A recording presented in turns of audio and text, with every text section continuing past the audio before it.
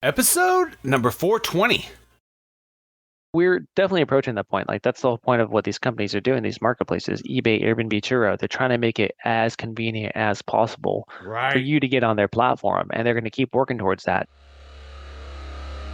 Welcome to the Be Real Show with Travis Too Tall and Huff, where we talk about life, dreams, social media, and business.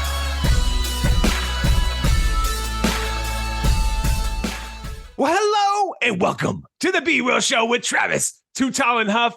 Folks, you know your boy is always fired up, but especially on shows like today, folks, where you could take an opportunity from like your own home, and we all want to be our own boss. Setting our the best thing about entrepreneurship, folks, is that you set your own time, you set your own rules, your own terms.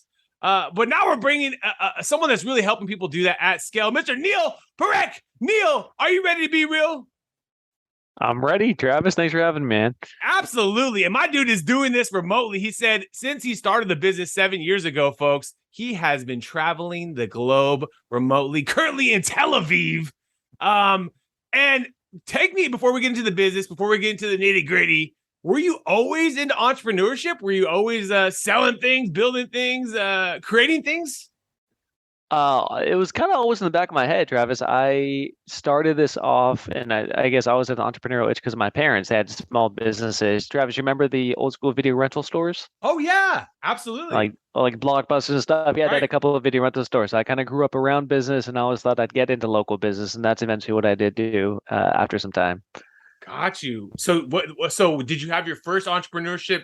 Was this the first business, or did you do a prior business before this one? I mean, a bunch of side hustles, like, you know, you're in college and you're Right. selling stuff on the side, or Right. like importing Chinese sneakers and selling them on eBay, stuff like that. Right. And this would be the first bigger scale business. I actually worked in right out of college. I ended up working in venture capital for a few years. Started this as a side hustle, then took a full time afterwards. Dude, isn't that, those are the best too, when it actually turns in from a side hustle business into, and I always say the best businesses are bootstrapped, especially in today's day and age where you can do everything Zoom, Google Docs, Google Drive. Right. If you have too big of a business, you can hire an AWS to help scale your servers. You don't have to be buying these $100,000, $500,000 servers like you did 20 years ago. There's just so many ways to scale that I find that, like, if you're not bootstrapping it, it's kind of like, why are you not bootstrapping it? Like, and you feel like the ones that aren't bootstrapping it are really not going to survive. They're just going to be good at taking the check and then taking the check. And then that's easy to take a check. It's easy to sell a story. It's easy to,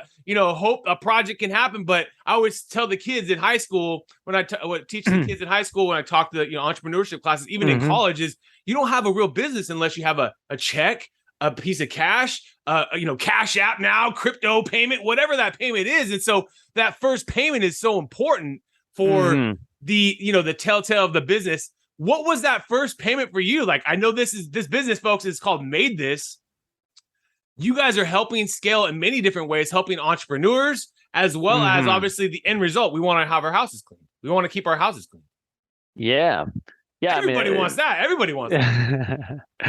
Yeah, Travis, for your question, like, what was that first check? Is that so important? It was, when I originally started, it was just MaidThis. So we just did home cleaning, and then eventually we started to get calls from people wanting Airbnb. So now we're actually selling franchises for MaidThis cleaning. But at the first sale was I didn't know what I was doing. I just started it I was on Reddit at work when I was supposed to be working. Checked out Reddit, found a post of a guy who started a cleaning company. I thought, let me just copy the steps of this. So I was copying the steps, and one part was just turning on ads, and I was like, all right, let me just turn on this thing called Google Hours. I don't know what it is. Started it, got a call, got a sale. Wow. And I didn't know what I was doing at the time, but I was working at my corporate job, and of course, so excited, ran outside, started dancing. Like, I can't believe this actually worked. This is incredible. I actually got money from this. Right. And that was like the start, right? That money milestone, and then kind of kept growing from there. And they paid online.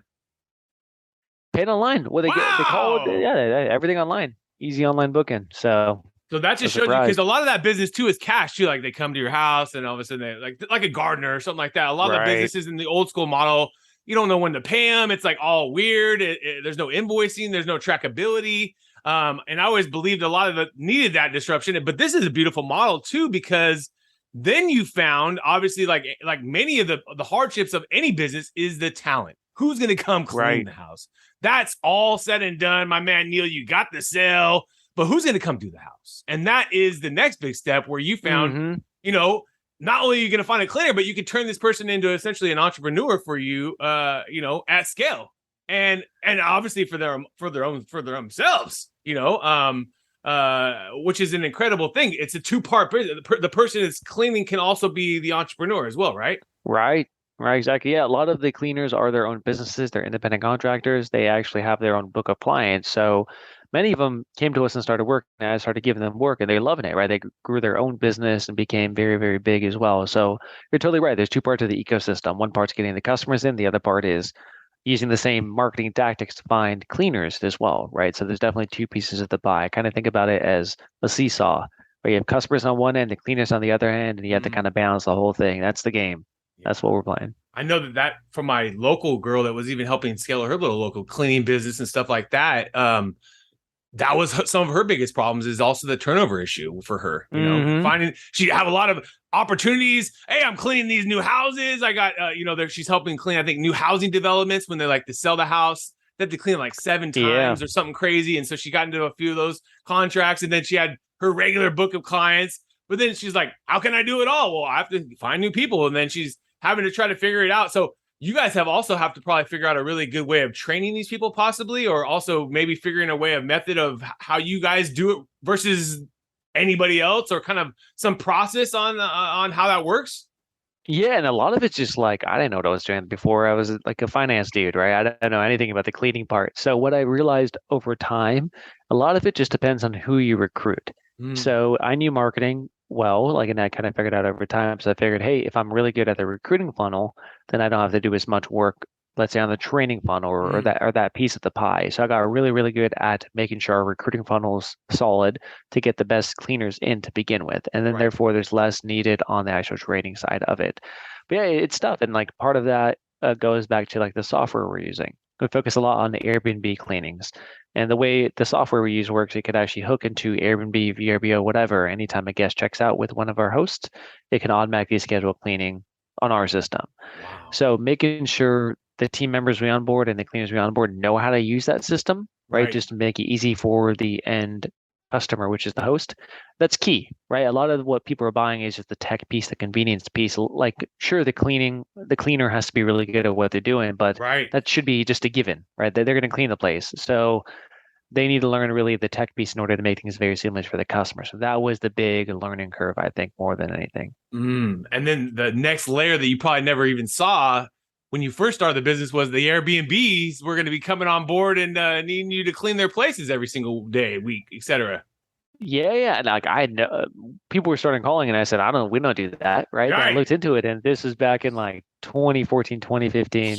Then I realized there's so much more volume, a very high turnover, and no one's doing it. Right. So we shifted, and now we're actually the first and only Airbnb cleaning franchise that exists in the US. Wow. So that's your main primary focus then. Yeah. We do both residential as well as Airbnbs, and depending what market we're in, it might shift more residential versus Airbnb, but definitely Airbnb niche is the focus. Dude, what a crazy thing, man. I mean, can you imagine? Because there's probably going to be a whole nother tier of that for commercial cleaning and for I can only just imagine restaurants and just so many different things that need to be cleaned that you see some of these Restaurant Impossible shows and stuff like that. And it's cleaning is such a piece to the business that if they don't have that, it kind of messes everything up. And then a lot of the businesses, they kind of have the employees do the cleaning, which they don't do. And then it just over time builds where the restaurant is just kind of crappy versus a restaurant that has nice and clean. You go in the bathroom rooms are nice and clean, etc. You can just have a better feel. So I can only just imagine scaled up to businesses into so many different verticals at some point, if that's the model at some point, or just stay niche to the Airbnb because that's obviously crushing. You know what I mean? It's always that debate of whether you go wider and you want to, or stay very, very focused. Because you're right, there are so many different niches you can get into. Of course, there's commercial, but even outside of that, you could go hey, we're going to specialize in yoga cleaning, right? Or gym cleaning, and that's such a small niche. Dentist offices, like you said, restaurants, there's an infinite amount of different niches to go to. Where do you actually go? Yeah. I kind of realized for services like that, where there's an unlimited number of things, it's much easier, at least for us, to kind of stay in our lane, saying, hey, look, we're going to be the Airbnb cleaning guys. That's what we're known for. That's what we're going to be good at. Right. That's it. Yeah. But the cool part is, God forbid that fails or something else happens. There's so many different ways to make money in the cleaning industry, right? Things are going to get dirty no matter what. If it changes, you diversify, you adapt, you move accordingly, which every great entrepreneur does. If you want to stay in business, that is. I always like the Airbnb guys because they were just doing the cereal boxes. They were doing everything to survive. The cockroaches are the greatest entrepreneurs. They are doing everything to survive, and then it obviously becomes what it is today. An incredible business, a two-sided model like yourself. The Airbnb hosts are making money. The Airbnb guests are provided a nice place to stay, experiential. For families, especially, you can't get hotel rooms with 3 or 4 bedrooms, without it doesn't exist. You're gonna have to buy 2 rooms, and you're talking, $5,000 a night in rooms versus a $5,000 for the week Airbnb. And then obviously on the flip side, the host, hey, they're happy. Hey, $5,000 pays the mortgage. I think there's going to be some interesting things with the financing and scaling of Airbnbs and stuff as the prices go up, to be real. I'm talking to some of the investors that do that at a bigger level, because it was easier when interest rates were a lot less to just go, hey, I'm going to go get 10. I'm going to go to another 5 more Airbnbs. I'm going to go do this. Hey, you can't do that when it's at 12%. And Airbnb vacant they're down a little bit. Their sales are down. It's not like horrible, but talking to some of my guys that are doing it big time, they're down slightly. It's just normal. Let's just be real. In these times, people are going to choose a little bit more of affordable option. They're still crushing it because they can still break even at 60% or 70%. They still are doing well, but they're going to have to be smarter. Let's just be real, Neil. I mean, you can't do the same thing at scale, but I think you'll find probably too, you'll have more people that are just solo operators, like less people doing it at scale and more people just like saying, hey, my house has a backyard thing. Let's just do it Airbnb because gas prices are high. And you know what I mean? I think that might happen more. So that opens even more opportunity for you guys, obviously. And it's so interesting because I think Airbnb started that way, right? It was just kind of like, oh, I have an extra room. Let me just go ahead and rent it out. And over time, it started to become much more formalized. Now there's entire private equity funds devoted to getting short-term rentals, growing that huge property management companies doing it. So yeah, I think you're right in some capacity where eventually it might scale it down a little bit, but I think the ones who are probably going to survive it more are just the ones who are really good operators, not over bloated property managers, but maybe shrewd property managers know what they're doing. And some of the ones who might not make it are ones who are kind of like half doing it, don't really know what they're doing, but kind of got into it. And of course, if everyone's making money, it's good. But all of a sudden, if you got to be a really good operator in a down market, it's going to be kind of tough for a lot of people. So I think those guys Sharks win, baby. The Sharks win. Yeah, there we go. Those, and also that's a great time to lean in. Might be a great time to lean in on Airbnb. Like I said, those that have never even tried it, this is a new way for them to make revenue from their house. Hey, someone wants to live in my house, I'll go stay at the hotel that's $100 down the corner, rent my house out for $7,000, whatever it is. And, they might just get more smart and tactical. Like I always say with your eBay card or eBay collections, you can put the card up on eBay. It doesn't have to leave your house until you actually accept an offer, And so that was a big part about the eBay business. I always tried to educate people about, hey, why not? Otherwise, this stuff's just sitting inside your house. Otherwise, this stuff's just sitting inside your closet, and you don't even know if you're going to get an offer or not. Yeah, now maybe obviously you want to have a $100,000 card. You don't want to take $2 for it, but you could put it up for $100,000 and see if someone offers you, $50,000. Hey, someone offers me 50. That's a serious offer. Okay, let's negotiate. Do I want to let this card go for 50? Etc. Blah blah blah. But I think more and more people, as you get into tighter times, will think of the Airbnb as, hey, I got this real estate. What am I doing with it on the weekends? I mean, let's learn about it. Let's figure out how to turn it. So I think the model actually Airbnb goes up over time. I just think it's probably less people in the venture space doing it as easy because the financing is not as easy. It's more hand by hand houses like, hey, I got the mortgage. We're already doing this. Let's go to the coast for the weekend and let someone stay at our place and make a little money or, etc. So I think it actually grows personally. Oh, I like that thought. And you're right. There's a scrappiness factor. right? Of Scrappiness. like That's what I'm just saying. just Yeah. getting the individual entrepreneurs in, making money. I 100% agree, especially in a down market. Right. So that's where people need to get smart. You just need to work a little harder, you're already paying for it. That's the best part about the Airbnb Yep. or with the models. You already got the investment in it. And if you're not using, or if someone's willing to cash you out at, 10 times your normal daily rate, basically for your own, a lot of people will just go get a hotel and let the people stay at their house. Or in some situations, I saw that a few of the Airbnbs you stayed at, they like go on vacation, they go camping, or they go do something and let the people enjoy the Airbnb on the weekend. So I think more people will I think a lot of people themselves. are. Yeah, and I think a lot of people are worried about like, what am I going to do about the cleaning, right? I don't know how to handle that. That's exactly what MaidThis Franchise is for, right? So exactly trying to target that market of letting people do that exactly by outsourcing to a MaidThis Franchise in their territory. Right, dude. I love this model, man. Such a good model, my dude. And what are some of the biggest challenges you have now? The business is scaled, you're at a whole different level that I can only imagine you have different worries that you did when you were first starting. Yeah. I mean, like, I still have my corporate locations, which are running in California, Los Angeles, and San Francisco. So those are kind of running. That's your own, like your own physical locations that you own. Yep. Those are the ones I own now, and we have about 5 franchise locations. So a lot of my time is devoted to the franchisees, making sure they can grow, making sure they're supported. Right. And it's still relatively new, but started franchising only a couple of years ago. So a lot of my focus is on making like, how do I make this the best support system possible for them? Right. What do they need? What do they need to grow? And a lot of them are still young, right? They're new. Franchisees still growing, so kind of working alongside of them while they scale. That's been a lot of my focus, and it's kind of going back to like the unknown unknowns. I don't know what I don't know because it's such a new industry with franchising. Right. So trying to solve that has been something which is like more of a challenge than I've had encountered in the past, but it's fun. It's definitely a new challenge for me, but that's definitely the toughest point right now. I can only imagine that. And like anything, once you get the sale, like I said, in the marketing industry, it's what have you done for me lately? It's the same thing in franchise. I can only imagine. What have you done for me lately? What's going on next? And I work with a lot of franchisees in the business, so I know how it is. And you just want to show them what else you're doing for them. Obviously, in your situation too, that you're bringing them on to the team. So the capabilities, just like I said, I think the scale of what you guys are doing is great because I do believe over time the Airbnbs over time grow up. You know what I mean? I think more and more people learn about it and just like, why not? Just like the scale of Turo or some of these other ones over time go up because it's just like, why not? Like I'm already have this investment sitting in my garage. Someone wants to rent it out and cash me out for my payment for the weekend.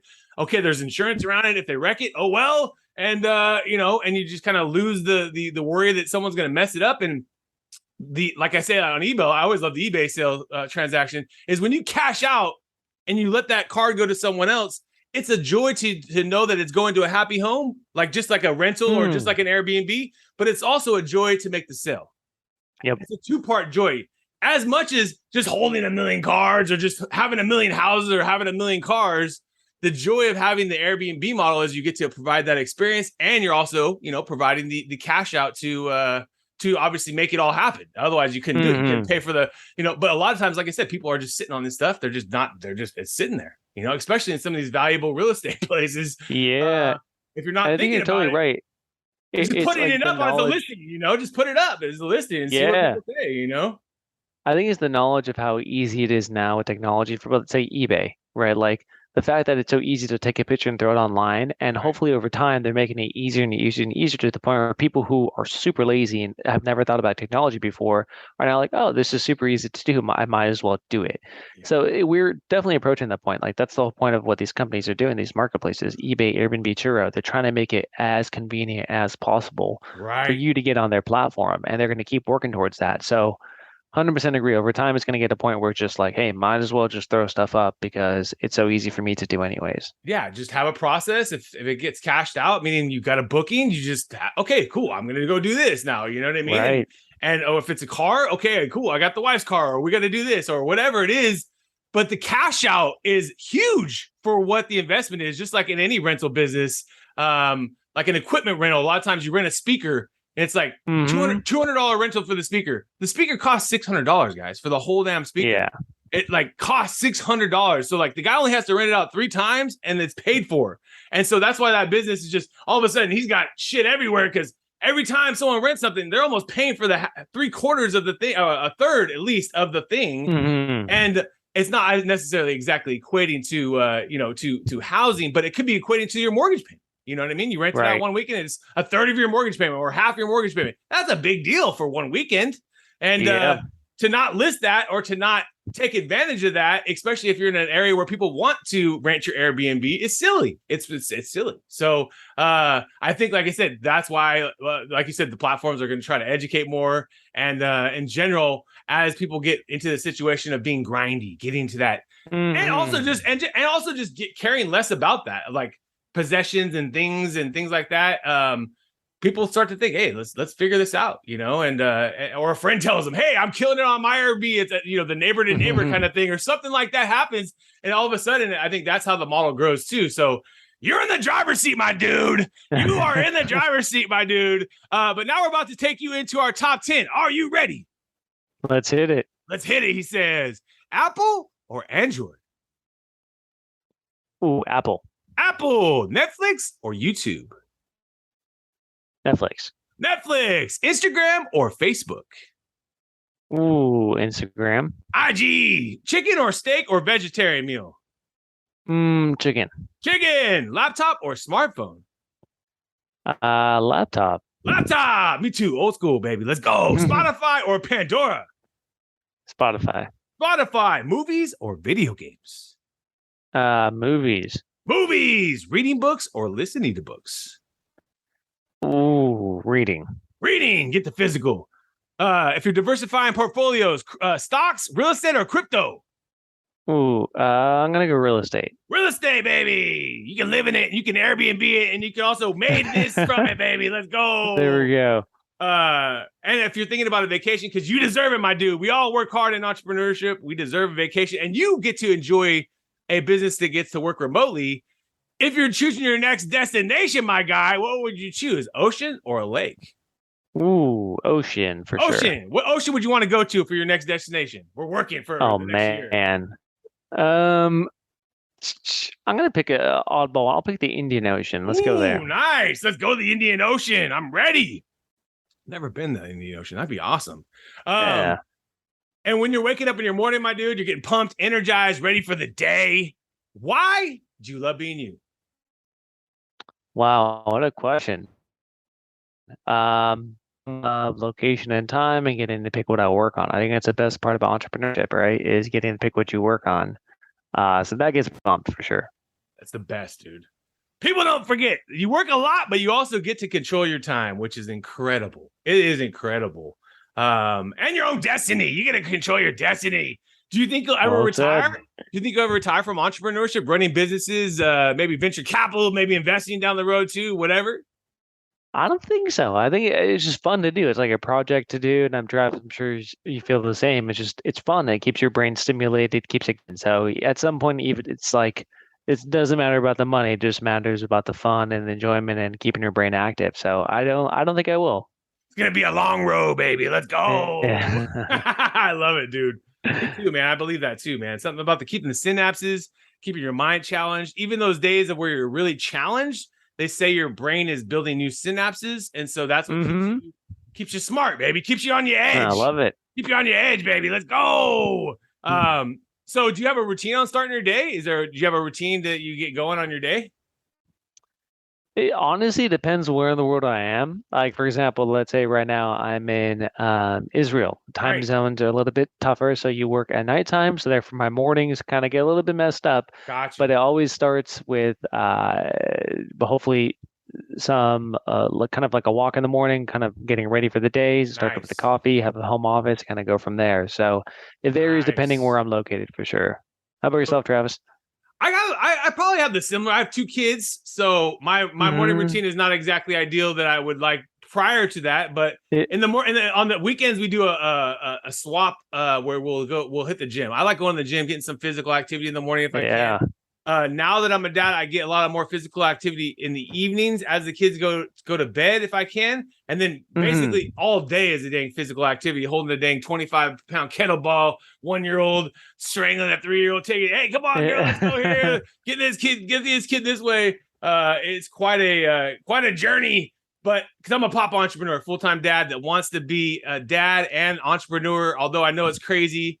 And I only have a few more years before they're at school. You know what I mean? I'll have a few more years before they're gone, baby. And I'm gonna have way more time to go golfing with my buddies or do things that, I've had to push back on up to now. But yeah, I think something like that. I like to try to listen to a little bit of meditation or some sort of mindset thing while I'm watching my son or daughter. It's not always as meditative. Sometimes they let it be. I just put one earbud in and I listen to it in my ear so I can also see what's going on. But yeah, I think of the great, and then obviously getting some coffee in the body and then getting the day going, getting to figure out what we got to figure out today. What do we got? The challenges, the top things we got to do today. And then I'm always shocked by what's going on in the world today a little bit too. You get a little bit of that in. You never know what's going on, obviously, day by day. I don't spend a lot of time in the media or news, so I just kind of just check it out real quick, and then I move on. I check the emails, make sure no one's firing off some craziness, which I always get once in a while, like today. This is wrong, and this is wrong. Okay, let's go. We got to change all that by 7:00. Let's get it. And then obviously in the perfect world, spending great time with my kiddos, and then getting some work done, baby. Getting some podcasting done. Is there a skill you're trying to master right now? Something trying to get better at? I think always honing in on the sales skills, right? I think it's such an important part of, and it never ends. You're never like, hey, I've fully mastered it and I am the best at it. So that's, I think, like an ongoing evolution of just trial and error, and just kind of figuring it out from there. So that plus, I think getting much, much better at delegation as well is pretty key. So hard to do. To do. The greatest know how to do it easy. And they also know how to say no, no, no. No this, no that. I was listening to Bored Ape guys. He said, like the last couple of years, I've had to say no, learn how to say no a lot. The guy that created Bored Ape. Good skill. He was like, that's my main skill. I've had to really learn. I was like, it probably makes sense. Everyone probably wants to talk to the Bored Ape guys. Right. They created Bored Apes. They created a culture changing movement in NFTs. And even though the NFT market's up and down, and there's a huge movement around it. It's a big company that created. So Yuka Labs is a big company. It's fascinating to think that's the best thing you had to say is no. How many times do you say yes that you need to be saying no to is my thought. Let's go. Yeah. If you could sit down and chop it up for his chicken dinner tonight with anybody, who would you want to chop it up with? Oh man. I'd probably pick like Obama and let's go. He seems like a chill dude. Hell yeah.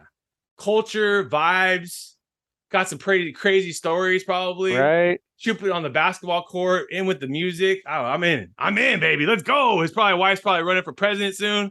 I'm in. Let's go. Do you think if you could send our listeners to the best place to learn, not only about you, because we're going to get into you, but also about the business, man? Where's the best place we can send them about the business? Yeah. MaidThis That's MaidThis franchise.com is the best place. It has a ton of information about the business model, the opportunity, everything is on that website. So that's definitely the best place to go. So I'm going to put that in the show notes, folks. MaidThisFranchise.com. Check it out. Low cost. Work from home in a high growth industry, brother. Like I said, you guys, it's an uptick. You know what I mean? It's in an uptick, baby. We're in an uptrend. And I think anyone that's listening that needs that extra opportunity, this is the time. This is the time to take advantage of it with low cost, with that low floor, baby. You don't have to take the high floor. Just take a low floor and make money from the get-go. Airbnb ain't slowing down anytime soon. I'm an investor. It ain't slowing down. We going. And then you personally, my man, Neel, where's your favorite place to hang out socially? Yeah, I'm on Twitter for the most part. So Neel Parekh. My name is where I'm on Twitter. You can even just look up MaidThis on Twitter. I'm sure you'll be able to find me from there. But I'm on pretty active on there now. I've just gotten active in the last year, so that's definitely the best place to interact.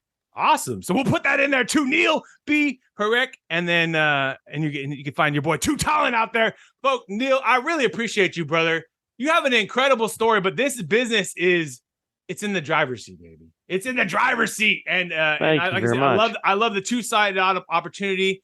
Both obviously the franchisees growing and helping them really succeed with this lower cost model. And then also, obviously, let's just be real. It's in a model place where it's only going up.